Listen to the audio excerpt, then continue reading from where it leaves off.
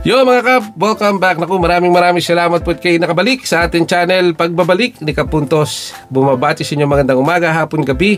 Magandang gwapo po kayo lahat. Magandang madaling araw na po mula rito sa amin sa Chicago. Naku, marami na naman pinasaya ang ating pambato. 13 points with 6 boards and 2 shot blocks. Meron pang assist. Ito mga gandang gawa ni Kai Sotto. 5-4-5 dito sa free throws. 100% yan. 6 lang ang naging shot attempt ni Kai Sotto, mababa. Pero 4 po dyan ang pumasok. So 66% ang percentage niya sa field goal. At meron siyang efficiency na plus 35. So yan lamang po. Even sa siya nagkaroon ng foul trouble, ay naging persistent siya na makabalik at na makapaglaro kasama yung magandang laro ng mga kasama niya, no? Kawamura, si Mori, si Oliver, si Utov, sino pa ba? Yung shooting guard nila, nalimutan ko yung pangalan. But anyway, yung kabuuan na kanilang team, si King Kai, sino pa ba? Sugiura, lahat sila. Maganda po yung nilaro ng laban nito. Kaya yun po yung importante para po sa isang team. Para makapasok po sila sa playoffs, mapanood pa natin ang ating pambato sa paglalaro dyan sa Japan. So 13 points, masaya na tayo dyan. Nagkaroon ng foul trouble kaya nilabas agad ang ating pambato sa second quarter.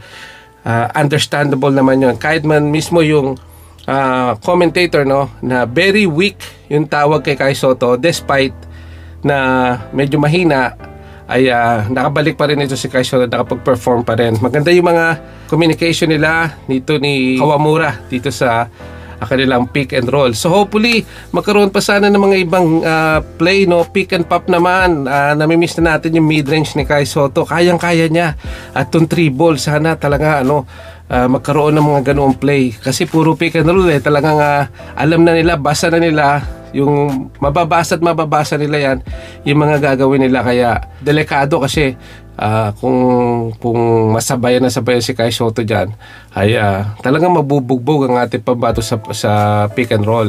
At sa mga alley-oop na yan, mahirap na ang baksak na ang pag nabaksakan o may matuntungan o may maapakan paa si Kai Sotto, may mabaksakan, tapilok na naman tayo. So knock on wood, wag naman sana mangyari.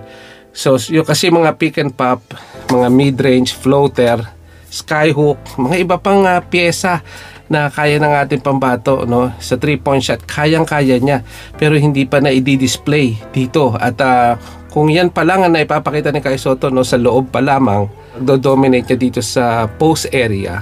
Kasi sumasabit yung kalaban, nakita niyo naman. Ilang beses pa siya nagpunta sa free throw line, 3 beses, no?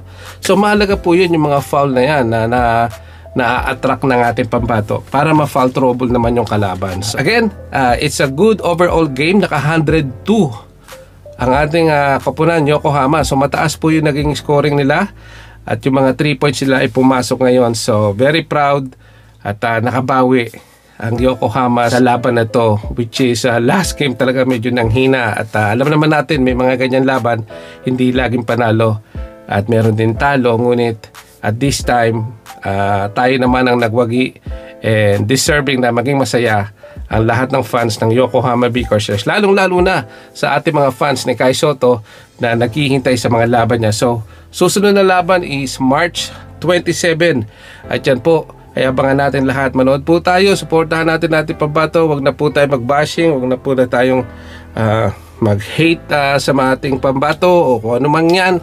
Kalimutan nyo na yan. Supportahan natin siya kasi para po sa atin yan.